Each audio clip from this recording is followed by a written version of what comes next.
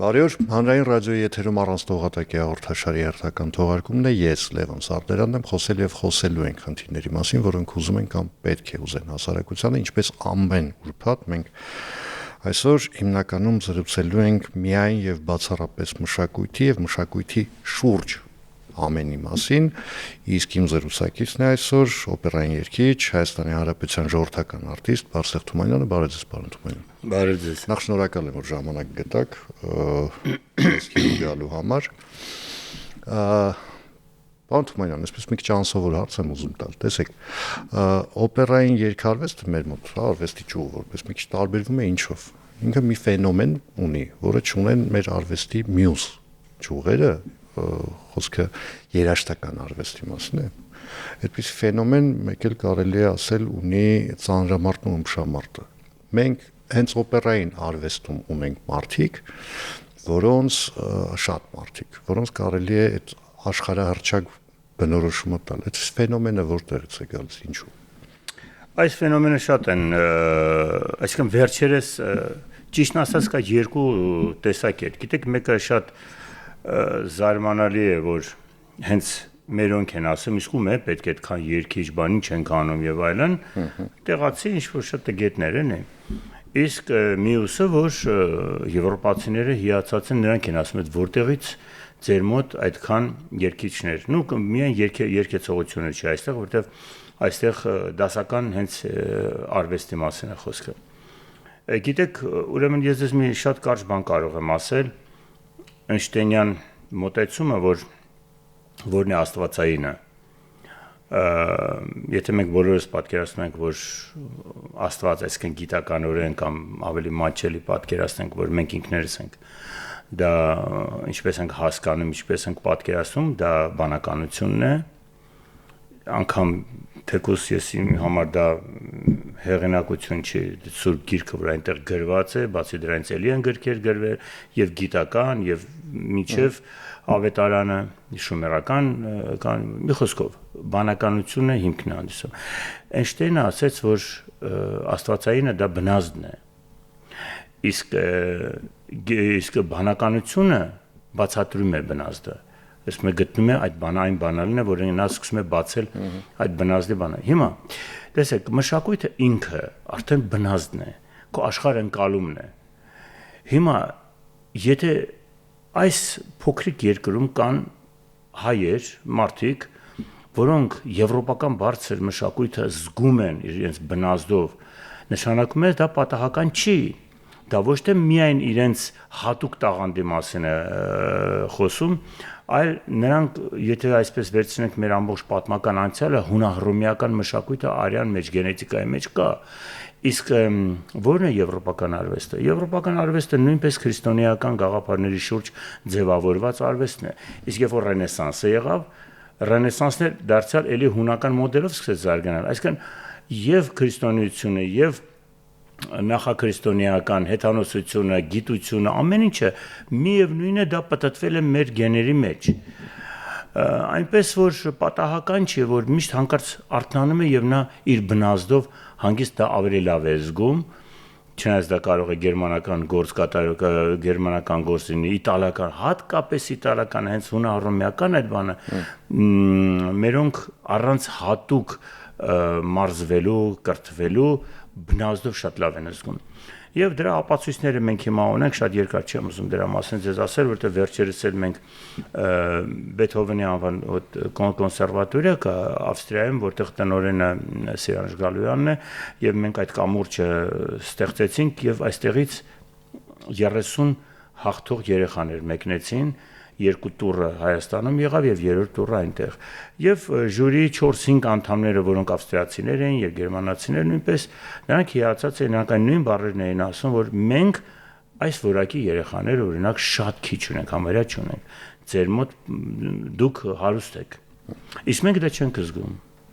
Տեսեք, դուք ասացիք, որ դասական երաժշտությունը մասնավորապես ինքը այսպես արևմտյան, արժեքների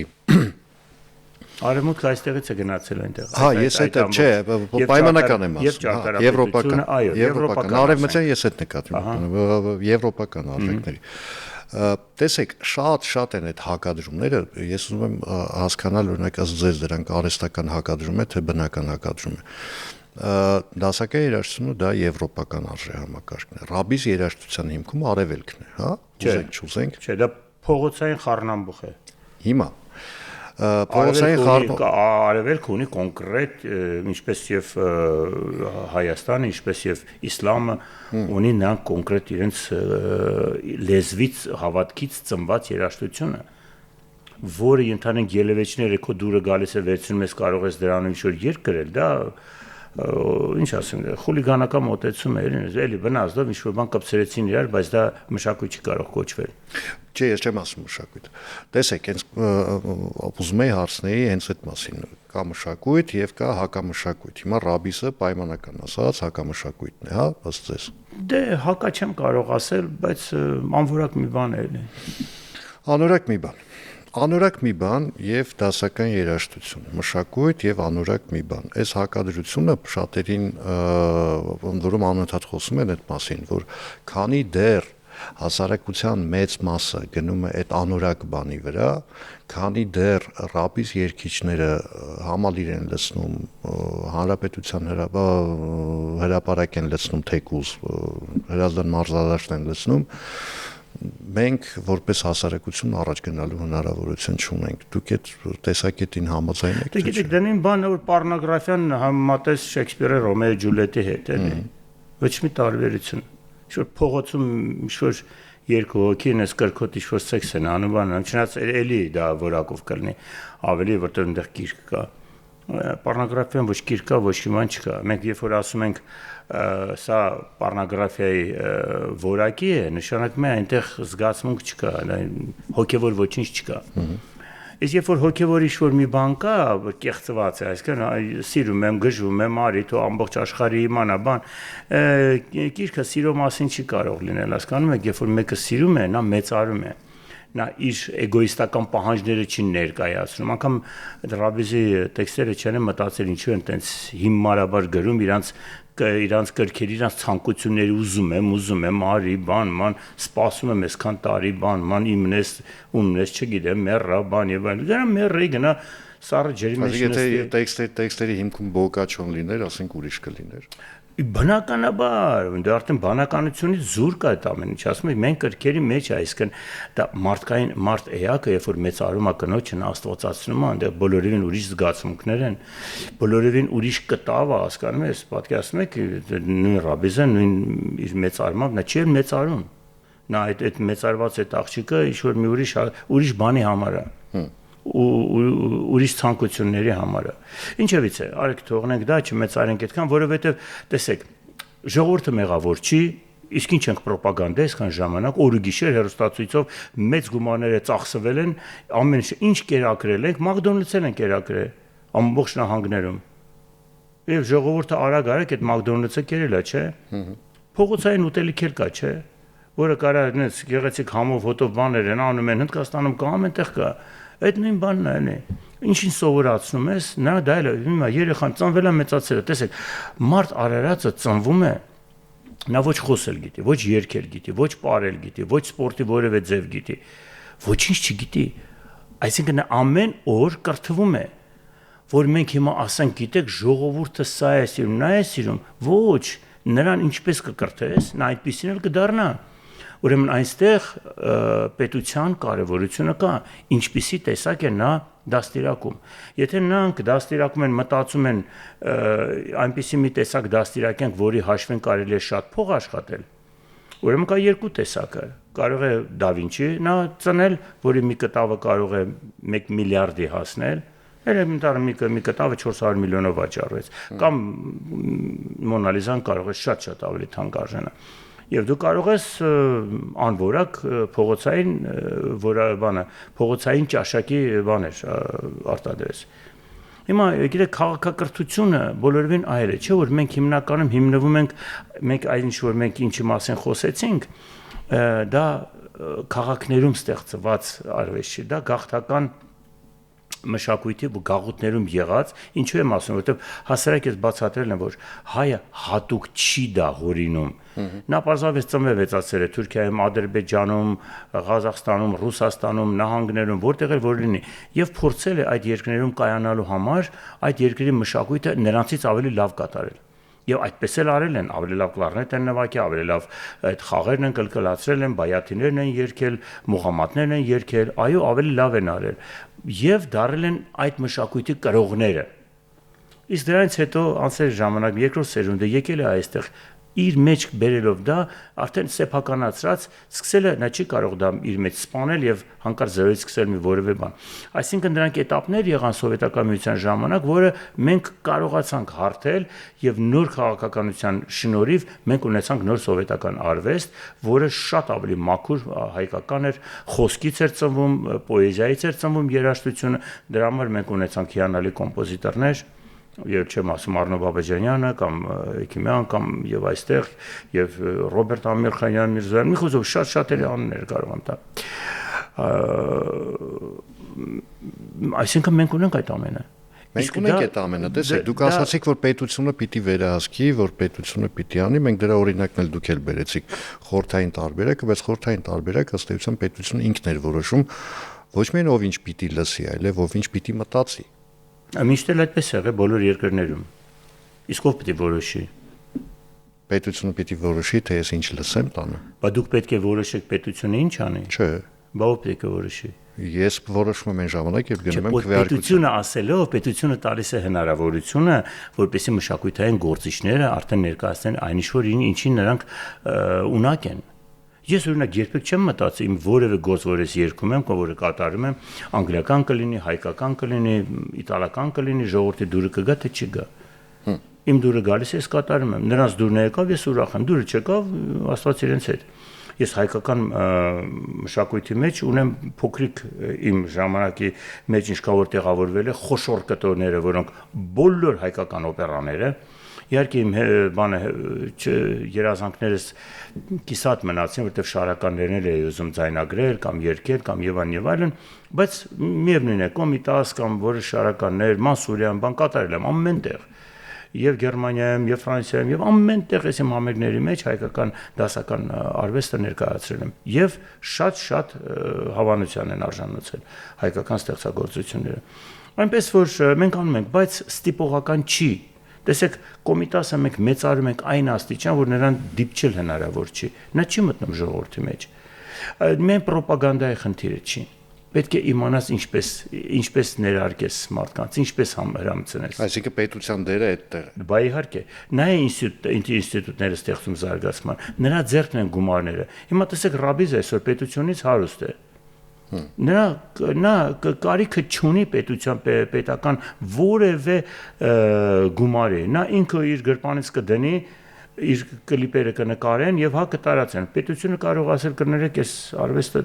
մենք հերոստայությամբ չեն կարող ցույց տալ։ Վերջ։ Հիմա մասնավոր է։ Հասկանում եք, հանրայինները ասենք հանրային հերոստատեսություն չի տալիս, հանրային ռադիոն չի տալիս, բա մնացածը մասնավոր պառնոգրաֆիա ցույց եք տալիս։ Ոչ, դա օրենքը նույն բանն է դա է, հասկացեք։ Նույն բանն էլ դա է։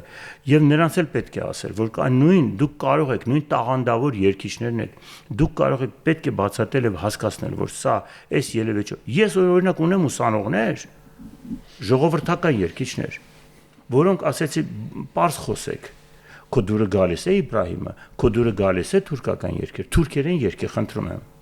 Եվ երգեցին թուրքերեն, շատ ավելի ստացվում էր, բայց հայկականը մի երգի թուրքական ձևով։ Իսկ ես գործը երգի հայերեն, հայկական շեշտով, հայկական ամբողջ իմաստով, ինչի մասին ես երգում։ Երբ որ դու թուրքականն է կարող ես երգել։ Ես էլ ֆրանսիական երգում ֆրանսերեն, իսպանական իսպաներեն, իսկ Ղազախստանում ամբողջ օպերան երգեցի ղազախերեն, այսինքն թուրքերեն։ Իսկ ինչ կա դրանում։ Բայց ես մնացի հայ։ Իսկ ասու երկեք թուրքականը կլկլացեք որքան ուզում եք, դա թուրքական արվեստն է, բայց մի կասեք դա մերն է, մի կասեք դա ես եմ։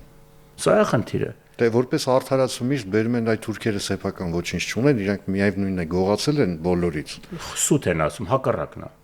Իրենք են գողացել։ Նրանք Հայաստանի իմպերիայի մեջ չեն եղել գաղթական, մենք ենք եղել գաղութ իրենց մոտ 500 տարի։ Լոգիկան որտեղ է։ Դու ես այնտեղ թուրքերեն խոսեն, նա հայերեն չի խոսե, որ գողանա քեզանից։ Ես ինչի պետք է նման մի հատ տգետի արդարացմանը լսեմ։ Ես պարզապես չեմ լսում։ Կա փաստ, որը դաժան փաստ է, բայց սա մեր կյանքն է, ոչ մի խնդիր չկա, հիմա մենք ունենք երկիր, ինչպես բարով առագիլը, ես վերջապես ունեմ տուն եւ արի քո բունդ կառուցիր իմ մոտ։ Բայց դրա հետ միասին պետք չի լացել, լացակումած։ Մենք ամբողջ ժամանակ լացում ենք, ամբողջ ժամանակ դա ինչ-որ մի հատուկ ինչ-որ գույն լինի, ինչ որքան կարելի է լացել։ Դե լացելը պատասխանատվություն չի ենթադրում։ Իհարկե, բայց կարելի է, որտեվ կա, երբ որ պետք է լացել, կա կորուստն է, այո, բայց կա որ արդեն երբ որ գտնում ես եւ դու արդեն հզորանում ես։ Իդեպ ես ես մի ուրիշ հետաքրքիր բան ասեմ, այն երկրները, որոնք շատ են հզորանում իրենց արվեստով, նրանք կարողանում են աշխարհակուլ տալ, նրանք դառնում են իմպերիաներ։ Այդ մի օր մի հաղորդման ժամանակ հանկարծ մտքիս եկավ այդ բանը, որ այ Վագներյան երաժշտությունը, ասում են, կարող ենք ասել, որ աստվածային է, հզոր է, շատ հզոր է։ Նման երաժշտություն ունեցող երկիրը պարզապես պետք է դառնար արդեն համաշխարհային կայսրություն եւ ձեռքը գցել։ Հենց այնպես չէր էլի, որ նացիստական Գերմանիայի հիմքում իր մշակույթը, չէ, նկատի ունեմ Վագներին դրեցին որպես հիմնասյուներից մեկը։ Այո, որովհետեւ այդ աշճան հզոր էր,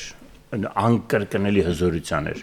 Դրան արդեն հակազդեց ընդհանրապես սովետական միությունը, այնտեղ էլ արդեն Սվիշենը Վայնան Ալեքսանդրովը գրեց, որ նրան կարողանա հակազդի։ Հիմա տեսնում եք, այստեղ արվեստը առանձին մի բան չի, արվեստը մեր ամբողջ ուղղն ու ծուցն է, ամեն օրյա, ամեն ժամյա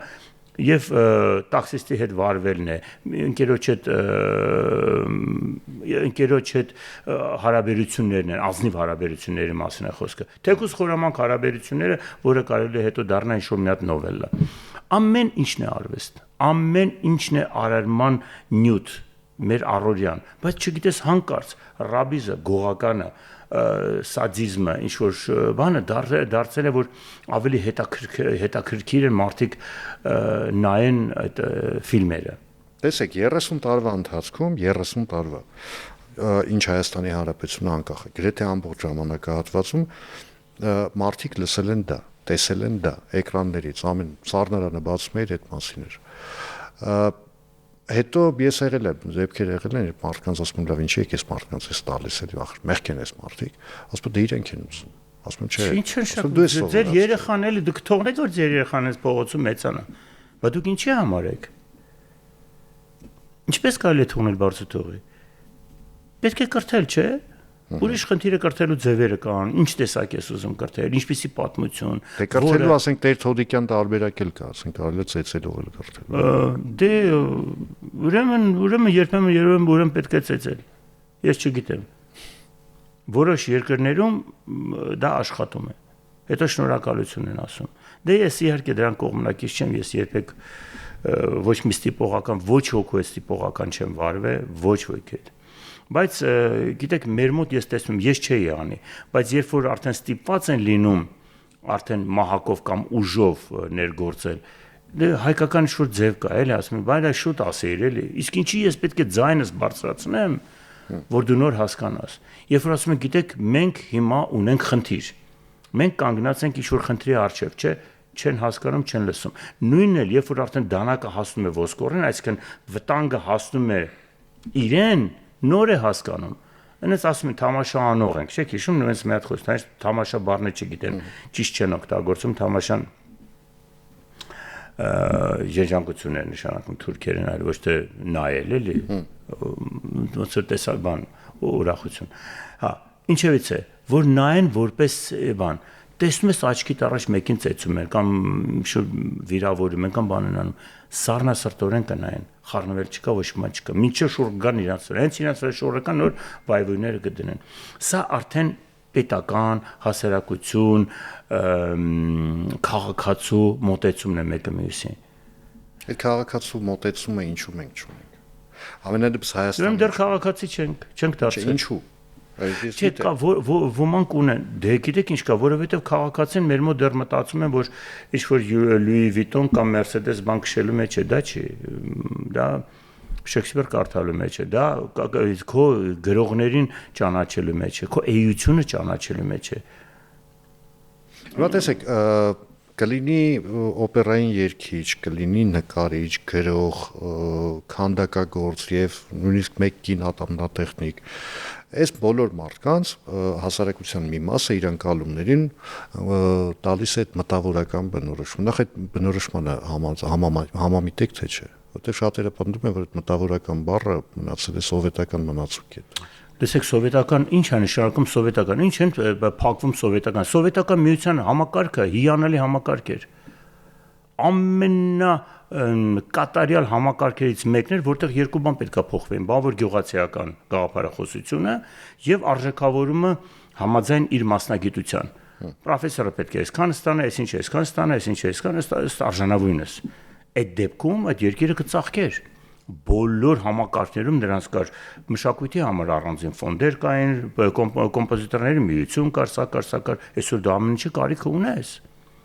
Փոքր երկրները, որոնք դեռ կայացած չեն, նրանք անպայման հսկման այն երեխան, որը դեռ կրթված չի, դեռ փողոցային է, դեռ մենք գեղացին չենք ասում։ Այսքան անկիրթ մարդուն ենք ասում, որ չոբանա դեռ էլի, այսքան կրթված չի, խղկված չի, բայց մեր մոտ չի կարող նման մեկը լինել։ Արդեն սովետական միության ժամանակաշրջանից մինչև այսօր դու կրթվել ես, եւ սովետական միության ժամանակ ես հենց այն ավանգարդ նույն երիտասարդության մեջ էի, որը հակայի եւ ընթերցում ենք մենք ռոկ օպերա գրեցինք անդրելիզական զանգակատունը եւ այլն, գաղտնագիտություն էին կարդում, մի խոսքով ու ոչ մի խնդիր չկար, շատ լավ էր հայեր էինք մեծանում, մեզ չէր խանգարում սովետական միությունը իր ռեժիմով։ Անկամ ես ձեզ ուրիշ բան ասեմ, ես ինքս ծառայել եմ սովետական բանակում եւ երբ որ այդ Գորբաչովյան ժամանակներն էր, որ սովետա նահանգների հետ այդ ջերմությունը որ եղավ, առաջին ելույթը սովետական միությունից Ալեքսանդրովի անսամբլը մեկնեց, այդպեսին էր պայմանը նահանգներ։ Եվ ես քանի որ մի շրջապատված է այդ KGB-ի աշխատողներով, այդ սովետական ռեժիմով եւ այլն, չէ, որ այդքան սարսափներով բան ասում ենք։ Երբ որ մենք մտանք նահանգներում շատ ավելի սարսափելի էր այդ ամեն ինչը։ Ամեն ինչը սկվում էր, ամեն ինչ բանը մինչև այսօր էլ, որ գնաք ամեն ինչ դեկլարատիվ է, չինովնիկների աշխատանքը շատ սարսափելի բարձր, այսինքն վերահսկողությունը շատ մեր մոտ շատ ավելի ազատ էր այդ ամեն ինչը։ Լավ, հիմա դառնանք այն բուն թեմային։ Մտավորական տերմինին դուք համաձայն եք, թե չէ, կա նման բան, թե չէ։ Ես ինչպես կարող եմ, իսկ ինչ է բան այդ տերմինին, տգետ տերմինին համաձայնվեմ։ Իհարկե համամիտ եմ։ Ոնց կարող է intelligence հասկացողությունը կա, ինչ կապ ունի Սովետ միության հետ։ Ինտելեկտուալ ամբողջ աշխարհում այդ սովետից չի եղել, իմիջայլոց։ Ինտելեկտուալը դա այդ բառն են ասում մտավորական։ Այսինքն դա եվրոպական մտածողություն է։ Հիմա, քանի որ համաձայն եք, հիմա տեսեք, մտավորականությանը ուղղված ամենածանր մեղադրանքներից մեկը հասարակությունից որ գալիս է կամ հասարակության մի խումբ որ ասում է այ դուք հարգելի մտավորականներ, դուք լուռ եք, դուք չեք խոսում, սուտ են ասում, դուք ես չեք անում, դուք ես սուտ չեք են անում, ասում, իվարկան, որովհետև եթե դու երգիչ ես, դու նկարիչ ես, քանդակագործ ես եւ ինչպես ասեցի եւս մեկ կին ատամնատեխնիկ ես, դու պարտավոր ես ունենալ քաղաքական եւ քաղաքացիական դիրքորոշում։ Իսկ քանի որ դու դա պարտավոր ես ունենալ, դու նաեւ պարտավոր ես այդ դիրքորոշմամբ կիսվել հասարակության հետ։ Ուրեմն ասեմ ձեզ, այնքան թաթուլ լսող կա, այնքան է թաթուլին ձայն տվող կա։ Ինչքան մտավորականին լսող կա, այդքան էլ նա այդքան հասկացող կլինի։ Մենք միշտ ես մի անգամ ասել եմ դրա մասին, մտավորականը երբեք ուռա պատրիոտիզմի մասին խոսացողը չի, ժողովրդին գովերքողը չի, նա այն հայրական սիրտն ու միտքը ունեցողն է, որը կարող է եւ ապտակել ժողովրդին, եւ ասել իր թերությունները։ Եվ որպեսզի դուք ձեր երբ որ տեսնեք ձեր երեխան հայհոյում է, ձեր երեխան թմրամոլ է կամ ձեր երեխան խուլիգան է դառնում, ձեր երեխան ինքն իրեն կործանում է կամ ինչ որ մեծ ամիտ է դառել, դուք չեք դաստիարակում նրան։ Մտավորական հենց դա է։ Իսկ նրանք մտավորականի խոսքը չեն սիրում լսել։ Նրանք ուզում են իրենց գովերքեն, դուք եք տերը երկրի, դուք եք այսպեսին, այնպեսին, մտավորականը չի կարող կեղծել դա։ Մտավորականը ճշմարտությունն է ասում իրենց երեսին, որովհետև որ նրանք չթուլանան, որպեսզի հզոր մնան, որպեսզի ինքնակրթվեն, որտեվ հերոսը գիտեք ով է։ Նա է, ով հաղթում է իր սեփական թուլությունները, այլ ոչ թե ինչ որ մեկին թույլ մեկին բռնում է եւ ստորացնում է։ Այ եթե որ նրանք կկարողանան իրենց թուլությունները հաղթել, նրանք էլ կդառնան հերոս տղեկ։ Մեր ամբողջ երկիրը պետք է դրա վրա աշխատի։ Մեր թուլությունները, մեր ձեռքում մեր մեղքն է։ Մենք ինչու պետք է վերցնենք ինչ-որ ադրբեջանցու, ինչ-որ մեկին ու փորձենք նրանից ավելի լավ դառնալ։ Այդ դրա համար ռաբիս կդառնանք։ Ադրբեջանցին չի կարող լինել մեր համար չափանիշ։ Մեր համար չափանիշ մենք ինքներս ենք, որի նկատմամբ մենք պետք է ավելացնենք եւ ավելացնենք։ Ես ինքս ինձանից պետք է ավելի լավը դառնամ։ Իսկ ինչ վերաբերում է մտավորականին, նրանք մտավորականի հետևից չեն գնում, այս է ամբողջ խնդիրը, նրանք գնում են ոչ մտավորականի, նրա հետևից ով խափում է նրանց, որտեվ իրեն գոհ են, այնպես սերն է սիրում, ինքը ոչ թե աստվածացնում է կնոջ, իսկ հետո աստվածուհի է սարքում, աստվածածին է դառնում նա, այլ նրանք պարզապես իրենց էգոյի պատճառով իրենց խախտում են իրենց ընտրությունը։ Հասկանում եք, եթե նրանք այդքան խելամիտ լինեն, նրանք իրոք կընտրեն մտավորականի, իրոք կընտրեն հզոր ղեկավարի, բայց չեն ուզում, որտեղ հզոր ղեկավարին ղեկավարել հնարավոր չի, շատ դժվար է, ղեկավարվել էլ չեն ուզում, այստեղ այդ էգոիզմը նրանց հենց խնդիրը իրենց թաքնված է իրենց մեջ։ Այստեղ մի խնդիր էլ կա, պարոն Թումանյան, տեսեք, սովորաբար այն մարդիկ, ովքեր մեղադրում են մտավորականներին ձայն չհանելու, ինչ որ բան չասելու համար, այսպիսի մի հարց էլ կա, երբ մարդը խոսում է, ասենք օրինակ, ին վրա բերեմ օրինակ, Լևոն Սարդարյանը ինչ որ բան ասում է, ենթադրենք ես էլ Աստված տա մի օր դառնամ մտավորական, եթե այդ մարդիկ համամիտ են իմ ասացի հետ, ինձ Աստված ասում է, եթե չէ, հոշոտում են, այսինքն ցանկացած դեպքում դրա համար չեք ասում դուք։ Հենց այդ է, չէ, ես դրա համար չեմ ասում, բայց այդ մարդը պահանջում ասում դու պարտավոր ես դա անել։ Ինքը ուզում է իր պարտականությունները ուրիշի վրա բարթել։ Կներեք, ես մի բան ասեմ։ Կներեք, էլի ամիսներ առաջ օրինակ Կարինե Խոդիկյանն էր իմ հյուրը, եւ Տիկին Խոդիկյանը ասաց, որ ժամանակին, երբ ինքը խոսել է, ինչի դրանց հետո չի խոսում, ինքը այդ արձագանքի արդյունքում քաղցկեղ է վաստակել։ Հիմա այդքանից հետո, չգիտեմ, Պետրոսից պահանջել, որ այս վերջերս տեսանք Տիգրան Մանսուրյանի հետ ինչ արեցին Ծիծեռնակաբերդում։ Լավ է, որ խելամիտ, խելահաս մարդը այս մարդկանց առաջ խոսք կասի։ Դե հասկանում եք, այստեղ խնդիրը հենց դա է, պահանջել, չէ, գիտեք, կոմպոզիտորը նա իր առաքելությունը կատարում է։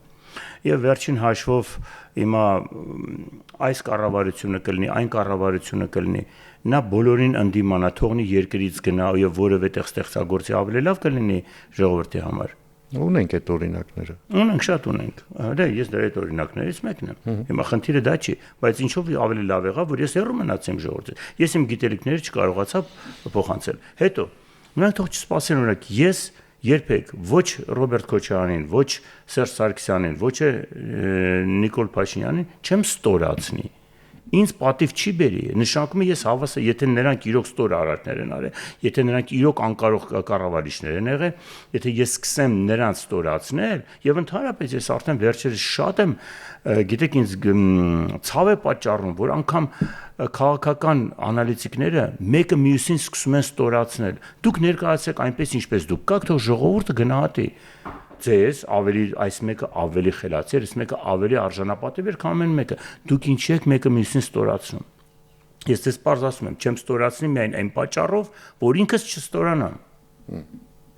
Դրա չի նշանակում, որ ես չունեմ իմ կարծիքը այդ ամենի նկատմամբ։ Իմ կարծիքս արդեն ասել եմ շատ անգամ, բայց խնդիրը դա չի։ Միևնույն է, ասում են, իր տեղից սայլը չի շարժվում։ Նրանք միևնույն է սպասում են, որ մի հատ ինչ-որ մտրակով մեկը նրանց կտանի կամ կապահովի կամ կբացատրի կամ բան կանի։ Մեզ պետք չի հեղափոխություններ։ Մեզ պետք է որ այստեղ նրանք հասկանան, որ մենք պետություն կարող ենք ունենալ, թե ոչ։ Պետություն ունենալը դա մեծ պատասխանատվություն է։ Դա ընտանիքի պատասխանատվության նման մի բան է։ Դա նույն մոդելն է։ Ես եթե ամուսնանում եմ, ես պետք է մտածեմ, ես կարող եմ իմ ընտանիքս տիրություն անել։ Տեր կանգնել իմ ընտանիքին, ապահովել կնոջս, ապահովել երեխաներիս, ուսում եւ այլն։ Այդպես էլ նրանք պետք է մտածեն, եթե բոլորը պատրաստ են իրենց ընտանիքներին, այլ ոչ թե վայ սրա փողերը մեզ կտան, վայ նրա փողերը մեզ կտան, մեզ պետք չի այդ փողերը սրա նրա մեզ։ Մեզ պետք է արժանապատիվ վարձատրում, այն ինչպես ասի սովետական միությունից հետո, ամբողջ փլուզումը կամ որտեվ ստրկատիրական կարգեր էին դա, հասկանում եք, այդ գումարներով չի արժանավայել, չի գիտնականի համար կամ չգիտեմ, ցանկացած մասնագետի համար։ Դրա համար Գերմանիան, գիտեք, պարտությունից հետո շատ արագ ոտքի կանգնեց։ Ինչու՞։ Հիմնական պատճառը հենց դա էր, որտեղ վճարվում էին ըստ արժանավույնս։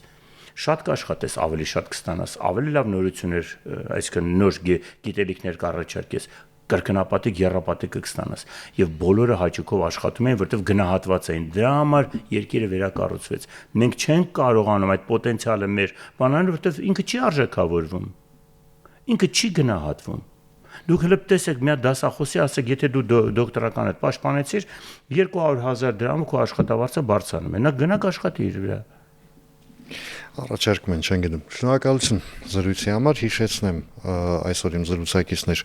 օպերային երգիչ Հայաստանի Հանրապետության ժողովրդական արտիստ Բարսեղ Թումանյանը, ես Լևոն Սարդարյանն եմ, կհանդիպենք արդեն երկուշաբթի օրը նույն ժամին, նույն վայրում, հաջողություն եւ համբերություն բոլորիս։